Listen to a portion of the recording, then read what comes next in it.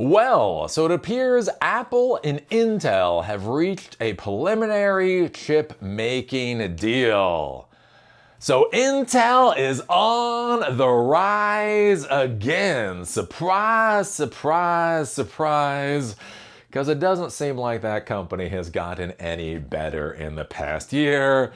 And I am a wee bit concerned about the machinations of the Trump administration and what it's actually going to do to the technology industry in the United States. So I was talking about the surprise partnership between Elon Musk for his Terafab in Intel. I do believe it was last week. And as I said before, I thought that was kind of weird, right? So Intel, look, I used to be an Intel fanboy. Intel used to be amazing. It was a great company. Real Vision, I remember when Real Vision came out. I remember when the Edison, system on a chip came out. I used to talk about Jarvis, this whole audio augmented reality system. Plus, they had their whole lines of processors. I remember being excited about Atom processors. I actually sold a crap ton of computers that had Atom processors inside. I thought it was a good idea at the time. But anyways, there was a time when I was excited about Intel. But, technology companies, as they say, they come and die horrible, horrible deaths every once in a while. And that seems to be the path that Intel has been on for the past number of years. It's weird. Like there, you have to understand. Like some companies, like you look at their failure, like BlackBerry, right? BlackBerry, the iPhone came out of nowhere, the Android phone came out of nowhere. They also zigged when they should have zagged, and they got killed, right? Could BlackBerry have done something? Research in Motion have done something? Yeah, probably, but also maybe not, right? They owned their market for a decade. All the way up until they didn't. So you see with some of these technology companies where you're like, oh, okay, maybe one thing or whatever kneecapped them. The weird part about Intel is they just failed and failed and failed. So these Atom processors that I talk about, they should have been a great idea. So basically, when the smartphones, when they originally came out, and when I talk about when they originally came out, we're talking about Blackberries, we're talking about the original Windows mobile operating system, Windows CE, if any people remember that. Anyways, the thing is, when those smartphones were coming out and they needed some computational power, the thing is the primary thing for a smartphone is that it consumes very little energy, right? Because it's basically being run on a battery. Intel looked at that market all the way up until about 2008, 2009, and literally said it didn't give a damn. It literally ceded that entire market to ARM because Intel could not be bothered. Anyways, that was zigging when they should have zagged. Bad idea, bad call, but whatever, right? 2008, I do believe, or maybe it was 2009, they come out with these things called the Atom processors, right? So back in the day, Intel had Celeron and Pentium and Xeon processors, and so they came out with this new line called Atom processors. And the idea with the Atom processors is that they were low power processor for things like smartphones and iPads and that type of deal, or tablets and that type of deal, but it ran the x86 instruction set, so you could run, the normally coded software on their operating systems and that type of deal. And it came out, and I was like, okay, looks like ARM is dead. Like, too bad for ARM. Tech companies come, and then tech companies get slaughtered. That's how it goes in the technology world. And then a funny thing happened. ARM is still here. ARM is doing very, very, very well. And many of you have probably never seen an Atom chip because nobody gives a damn. And that was like the first warning sign. And to be clear, 2008, 2009, when those Atom processors came out. And if you look at it, Intel has been weird, right? They failed at Atom processors. They failed at 5G. So with the 5G modems, they were trying to do 5G. They couldn't do 5G. I do believe it was called Real Vision. So they started showing off computer vision long time ago. Again, 2012, 2013, I remember being at CES and they show this Real Vision stuff and they'd have robots and all that kind of thing. That was a long time ago. Yeah, they sold that off because they couldn't make that work. It is just like this weird, it's this weird world where they keep failing and failing and failing. A number of years ago, right, AMD came out with their Ryzen series of processors and just blew Intel out of the water. And then after that, we have companies like Apple going to the ARM architecture for all the M2, all the M series Macs and all that kind of stuff. And the curious thing about Intel is really how it's sputtering in ways where it doesn't seem like it should sputter. Like you're just like, I don't understand, right? If Intel had tried to come out with a social media site, okay, I understand why that failed. If they tried to come out with a streaming video service, you're like, oh, I get why that failed. Man, they failed at 5G modems. Like fucking failed at it. And you're like, you're literally an engineering company. You're literally one of the best semiconductor companies in the world, and you failed at 5G. How the hell does that make any sense? And so the interesting thing with the Trump administration is you look at Intel, and they're just circling the drain. I do believe over the next couple of years, where I've talked about this before, they're trying to lay off like 40,000 employees, like in total. It's like from last year to this year to what they plan in the near future, it's like 40,000 employees. They start building fabs and then they stop building the fab. God knows what the fuck. Like literally, I don't even know what Intel is doing. Intel is like much of 2026. I have a hard time arguing about Intel because I'm not even sure what they're doing. I can't really argue for them or even against them because I'm like, I don't get it. Like what's the plan? I don't get it. But anyways, one of the big plans is that the Trump administration decided to buy 10% equity in Intel early last year. So instead of doing grants or taxes or whatever else, they decided to put 10% equity. And one of my big concerns back then is as soon as the Trump administration owns 10% of a company, it's kind of like a mafia boss owning 10% of a company. And so then the question then becomes, the people that start buying from the company, are they buying because they're the best products at the best price, blah, blah, blah, whatever else, or are they buying because they don't want their kneecaps broken, right? That's a bit of a concerning thing. And so like you hear like last week, Elon Musk talking about the Terafab, and the Terafab is going to be partnering with Intel. And you're like, like really? I mean, okay. Apparently Elon Musk is the smartest man in the world, so I'm sure he knows what he's doing. But again, it goes to that whole question, is this something from the technical standpoint, or is this something from keeping the little baby president happy? That becomes a bit of a concern. And now we have Apple basically coming to a preliminary agreement with Intel to start creating processors. And we just heard recently where apparently Trump was touting the fact that Tim Cook had to kiss his ass. He was like, wow, it's really impressive when somebody like Tim Cook has to kiss my... And you're like, oh my God. The one thing you do have to say about Trump, he says it. He says it. I am not sure what Obama really believed. I do know what Trump really believes. And he really likes his ass being kicked or kissed by Tim Cook. Which that's where all of this gets concerning, especially before we go in the article. If you take a look at the stock price, so this is the stock price of Intel, and just to show you why this is just a wee bit of a question mark. Again, if you look at Intel over the past year, as a technology professional, what is the amazing thing that Intel has been doing over the past year? That's amazing. What is their new version of Real Vision? What is their actual breakthrough on 5G technology? What is the amazing GPU that is just going to ass stomp NVIDIA? And to be clear, I don't know. I haven't seen any of that, right? You have the new CEO that's come in. Apparently he is trying to right the course on the ship. There's a fab, I think it's being built out in Ohio. He's trying to streamline everything and get them going on a course, right? Having a fab that can fab chips for other companies and that type of thing.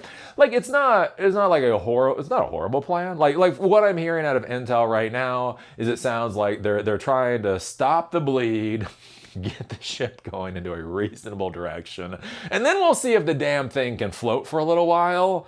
But think about how I'm talking about Intel now, think about how I talked about Intel 10 or 15 years ago. And if you follow me for a length of time, you remember when I was an Intel fanboy. And then think about all that. And then look at this, that the stock price has gone up 5x in a year, right? So $22 a share in May, $20 a share in July, goes up to $24 a share in September, goes up to $40 a share March 30th. So a couple of months ago, and now shoots all the way up to $123 a share. So Intel is up, their stock is up by 5x in 1 year because I'll just leave that on the table and let you try to figure out the because there. Anyways, if we go here, we take a look at this. Intel has reached a preliminary deal to make some chips for Apple devices, and the Wall Street Journal reported on Friday, and a potential boost to Intel's contract manufacturing business and Washington's push to shore up U.S. chip production. And this is my big concern here.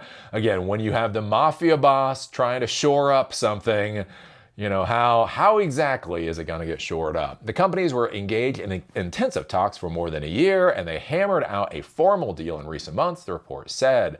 Intel's stock extended gains to rise 15% on the news.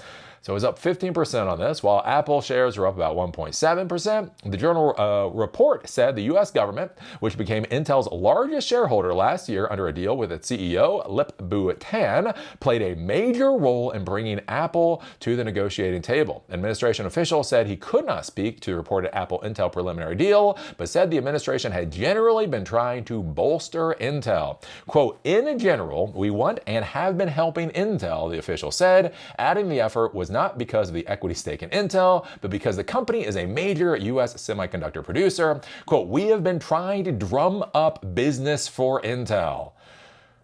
So again, the guy who literally stated he liked it when Tim Cook was kissing his ass, and we're hearing from the administration that they're drumming up business for Intel.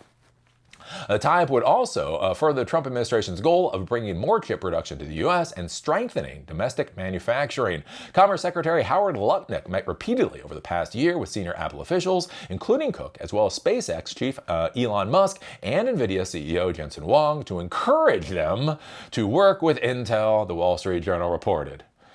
We think you really should work with Intel. It would be a shame if something happened to your kneecaps.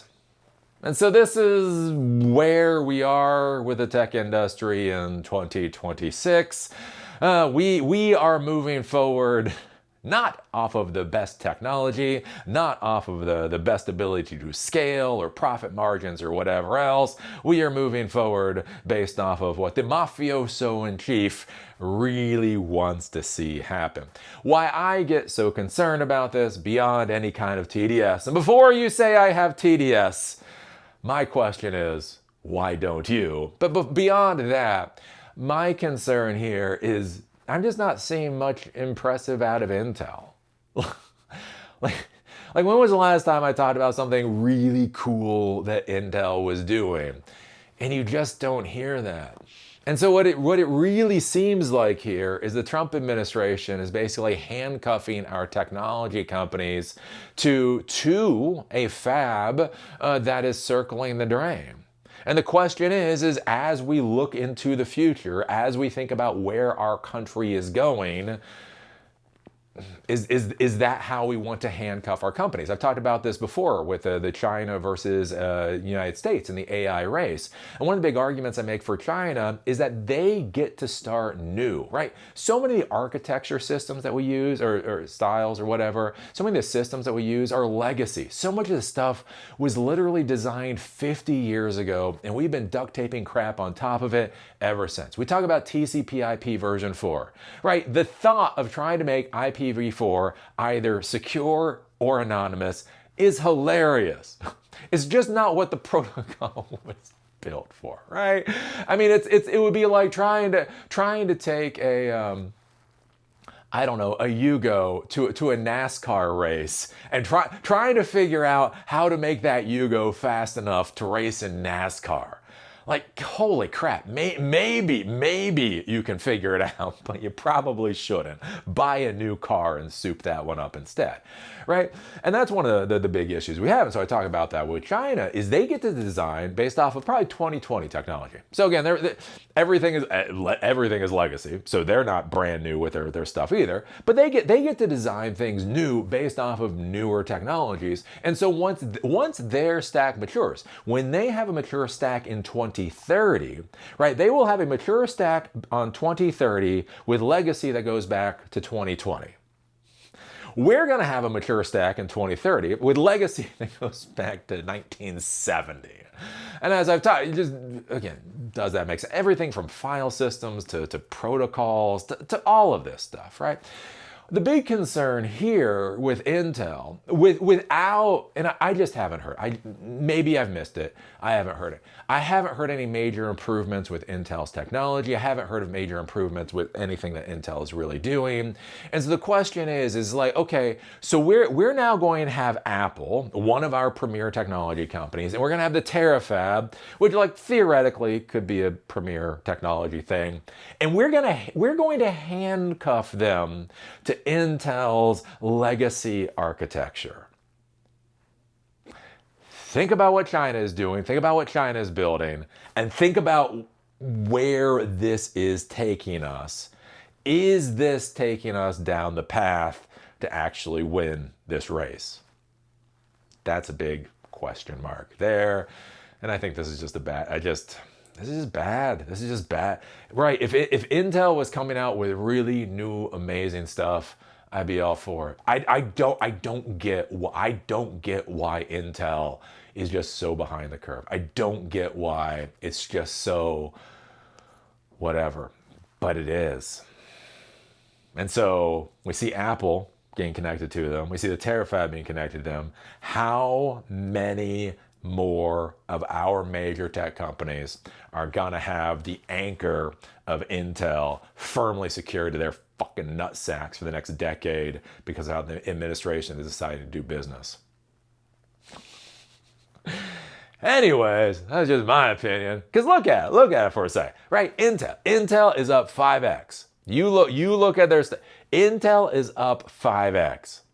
Have you heard anything about their tech stack that makes that make sense? Or does it all come back to they have very special friends that make it make sense? And then the other thing to be thinking about too with Intel, again, we talk about down rounds and the falling valuations, is when the Trump administration is out, 3.5 more years. No, 2.5. 2.5 more years. 2.5 more years. Anyways, when the Trump administration is out in 2.5 more years, most likely whoever the hell else comes back in isn't going to be a mafioso in chief, even if they're Republican. Look, anyway, let's just say the Democrats are not very inspirational at this point in time. The Democrats are a bit of the Intel of the political world, let's just be honest there. But even if the Republicans completely, 100% completely legitimately win the election, do you think they would still have that kind of mafioso mindset for technology business in the United States? And if they don't, then what happens to the value of Intel? And then think about all the companies that will have been secured to Intel as Intel starts going back to the failing path that it was on. How many other companies does Intel take down with it? Anyways, I'm just saying. I'm just saying. If you can do a short contract on Intel for 2029, if you can figure out what that short should look like, I'm just saying maybe you should think about it.